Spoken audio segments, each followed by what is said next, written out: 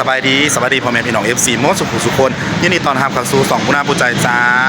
ตอนนี้ผู้น่าผู้ใจกับมาตลาดนอกพี่น้องตลาดวารินมาบอนอ้ายเพิ่นเฮ็ดงานผู้น่าผู้ใจกับสิมาซอยแม่ฮักขายน้ำนออยู่เทิงสัน2สิเริ่มงานวันจันทร์แต่ทุกคนเยอะดีใจเด้กำลังสิได้งานเนาะตลาดก็เฮ็ดไปแหละลองเบิ่งบ่ลองบ่หูเนาะต้องซ้ำในงานอีกเทื่อนึงผู้น่าก็สิเฮ็ดน้ำมีแม่ก่อนขายน้ำส่งน้ำให้เราสัน2นี่แหละทุกคนตอนนี้ผู้น่าผู้ใจกับมาเรียนน้ำอาอยู่สัน2เนาะตอนนี้ผู้น่าผู้ใจกำลังสิเดินทางไปหาดเอื่อยเนาะหาดพีกะเตหาดกับเขาเพิ่นไปเล่นน้ำอาอยู่สัน2เมื่อกี้นี่ก็เลยว่าไปถามแม่ฮักก็เลยบอกว่าอันเอาอยู่มาขายน้ำซอยแม่เด้อวันจันทร์เยอะผู้น่าผู้ใจก็จะได้เฮ็ดงานวันจันทร์เนาะจ้าอยู่ตลาดวรินทร์คือเก่าใส่ชีวิตอยู่ตลาดวรินทร์คือเก่าเด้อจ้าสาววรินทร์กินน้ำตาวันจันทร์เนาะผู้น่าก็สิออกมาเฮ็ดงานอยู่ตลาดวารินทร์นะจ้ามาขายน้ำซอยแม่ฮักมันมางานหรอกซอยกันนะว่าโอเคเนาะว้าวไก่ตอนนี้เลยประกาศรับ15ผู้น่าผู้ใจไปเด่นน้ำเจ๊กระแตนะคะเด้อเดี๋ยวพาเขาไปใส่ดิสาวไปขายคนขายด่างเด้อนี่คืออยู่งานนี่คือแถววารินเนาะพี่น้องเนาะผู้น่าผู้ใจกับกลับมาอยู่วารินคือเก้าสาววารินกินน้ำตาแต่ผู้น่าผู้ใจพอกินได้น้ำตากินน้ำเบียร์เหล้าหรือว่าเบียร์ไทยจัดทุกคนยายแล้วมาทางไหนฮะเบิ่งอะไรทางหนาฮะคุณยายอย่าเข้ามานะลูกมาทุกคนเดี๋ยวไปเจอกันอยู่หานเอื่อยเนาะหานคล้ายกับเขาเราได้ยูซอยนี่สมองอันเดทางหนาอันเดหอดละจ้าหานพีกระแตคนสวยเปิดแล้วนอนเลยยายกระแตเด้อยายกระแตสวิเศษกูฮัลโหลสบายดีพี่น้องหาดเหนื่อยน้องเป็นอยู่กระบอกไก่น้องพี่น้องขี่มาจากตลาดวรินทร์น้อยหนึ่งกับเมนร้านพี่กระแตคนสวยค่ะสวัสดีค่ะเพื่อนเด็ดหาดไปกับหอเลยเนาะทุกคนเนาะเยอะการไปกันมาอุดหนุนพันเนเลอร์อยู่ที่วารินสำหรับแต่ทุกคนร้านกับข้าวอาหารตามสั่งนะคะสวัสดีค่ะคุณแม่ตายเป็นละหล่นขายดีเพราะ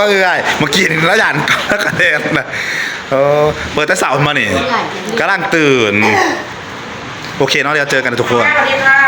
ผู้น่าผู้ใจกันมาเรียนน้ำอายเนาะเพิ่นมาเรียนของอยู่สัน2จ่าเยอะสบายดีบ่าวเรียนของเรียนอย่างเนาะผู้น่าก็ไปเติมนิดมึงหนึ่งนี่300 กว่าบาทแบบโทรฟรีได้เลยทุกขายเบอร์ผู้น่าลงมาบาทผู้ที่เกือบ4 เดือนเนาะตาบักขึ้นมายังใส่ไหลอยู่เพราะว่าปูน่าใส่เป็นเบอร์นิดนะขึ้นมายังใส่ไหลอยู่เพราะว่าปูน่าลงทะเบียนใหม่เด้ตอนนี้อยู่สัน2จ้ะทุกคนอีกประมาณวันจันทร์ปูน่าก็จะมาเริ่มงานเนาะจะมาเฮ็ดน้ำแม่หน่อยมาขายน้ำเหล้าแล้วก็ใส่อยู่เพราะได้งานทรงหนอกทรงน้ำเยอะเรียนสูงเนาะบ่าวเนาะตลาดสัน2ทุกคนบางหันไปกินก๋วยจับอยู่หันก็ได้บริไทยเบิงก็ได้ปะยังเกาะไปอุ่นก๋วยจับปลาราคากับเขากับยังนั่นแหละ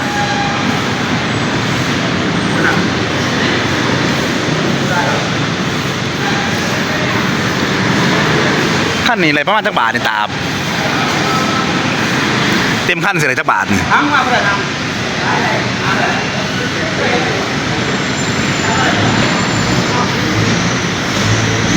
เยอะขั้นเก่าเมื่อเราทุกคน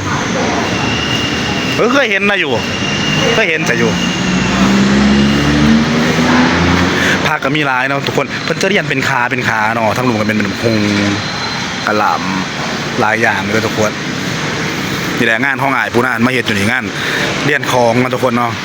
เรียนของก็ว่าขึ้นของสัน2นี่แหละผู้น่านผู้ใจก็สิมาเฮ็ดอยู่เทิงกันมาขายน้ำน้ำเมนหน่อยก็สิไทยเมืองเลยอีก 2-3 มื้อตอนนี้ปูน่าปูใจกะเขามาสื่อของใสเนาะโอ้วันไหนมาล้นสื่อไปไหวเลยก่อนไงทุกคนพอซื้ออะไรของอยู่นี่บริเพงเป็นซุปเปอร์มาร์เก็ตหน่อยเรียกว่าสมสมัยเนาะทุกคนตอนปูน่าอยู่ปูน่ากับมาสื่อบ่อย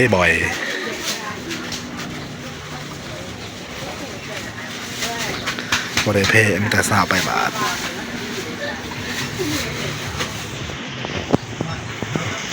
ซอฟ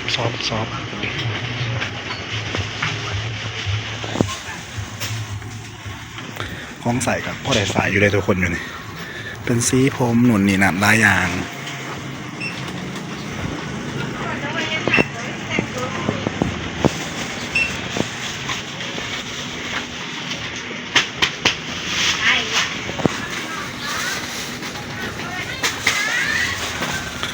เดี๋ยวปุ่นหากันสิครับมาหองมาเฮ็ดกินซอยอายเนาะ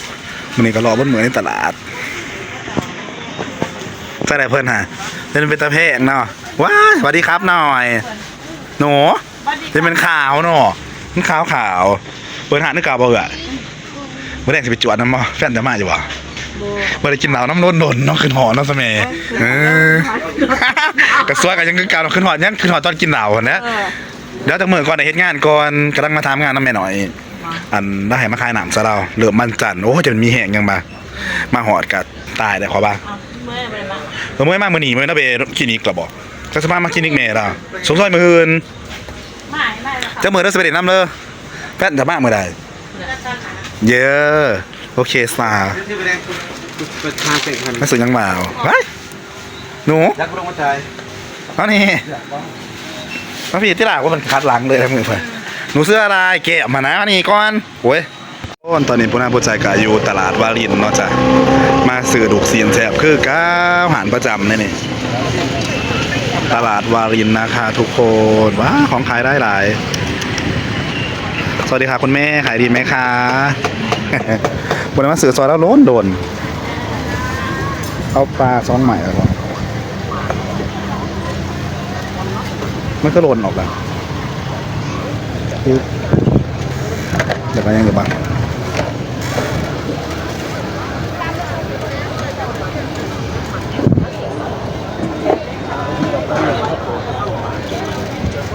มาละ5 บาทต่อไป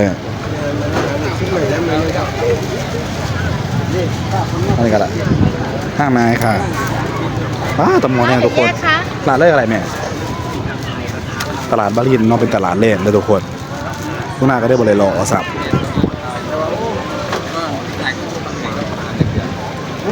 นะครับแม่จะไปเจอกันอยู่ห้องเลยทุกคนคุณค่า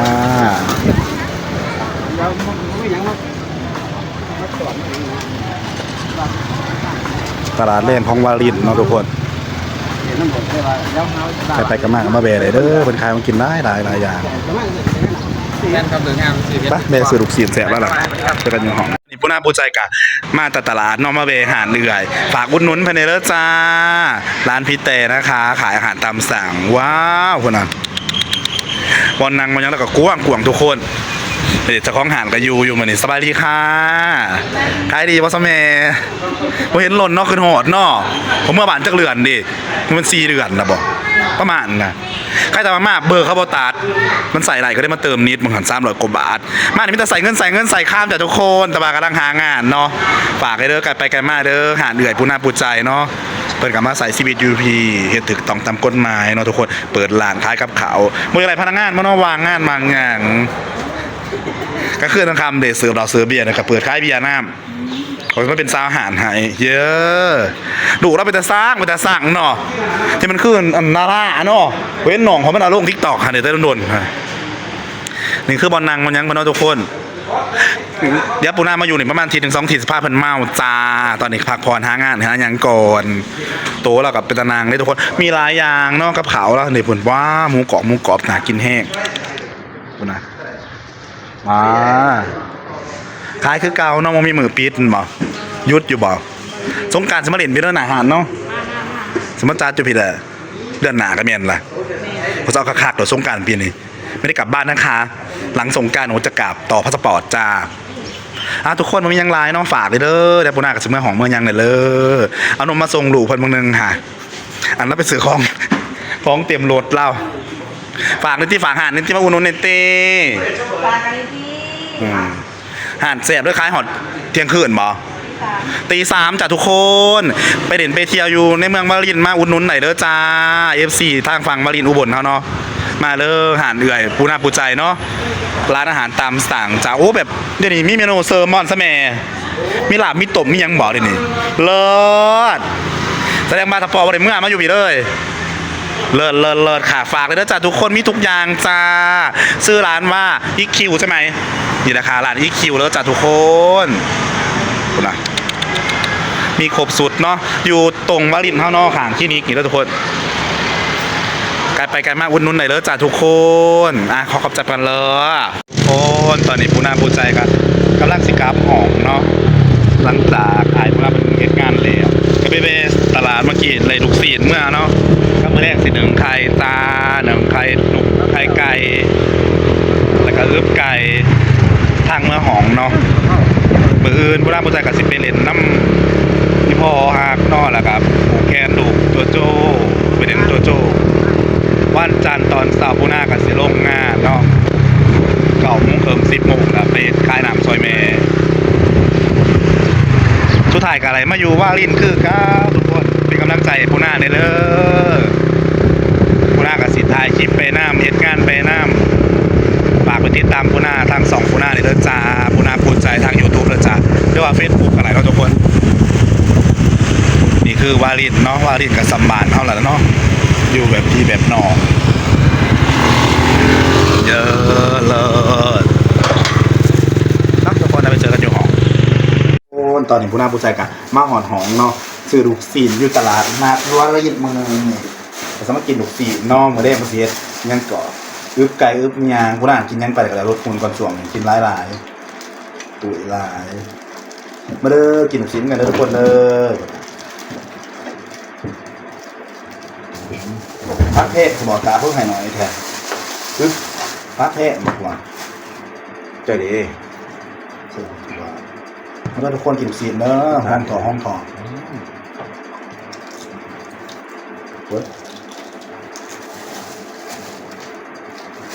ตั้งในที่ตัว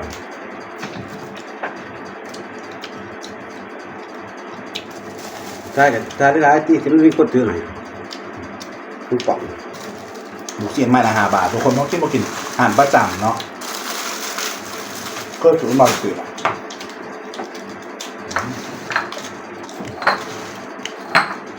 น้ำตาลตุกแบบ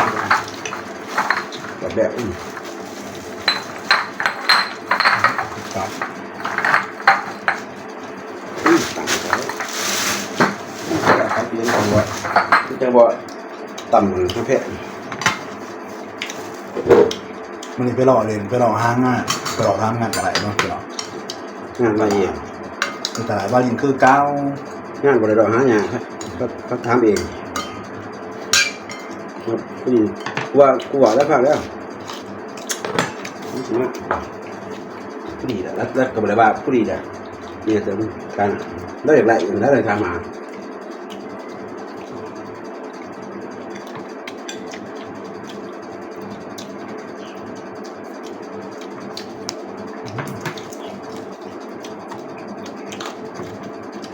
พักหน่อยเนาะพักหมูก่อนหลายข้าวซื้อกล่องแล้วบทสิทธิได้ผมซื้อร้านชิปจะไปร้านแถมเนาะที่ทำด้วยนี่ในเมืองไม่สมัยละ10 บาทนะมึงสมัยเอาเบอร์สมัย5 บาทนี่ขายเก่าขายดีแล้วหลังก็คือราคามันคือราคาขายทุกนะทุกน้ำงะ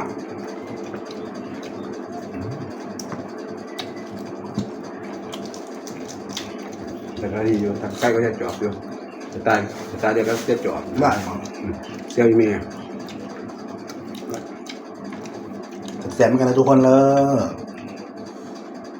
ห้องฟอง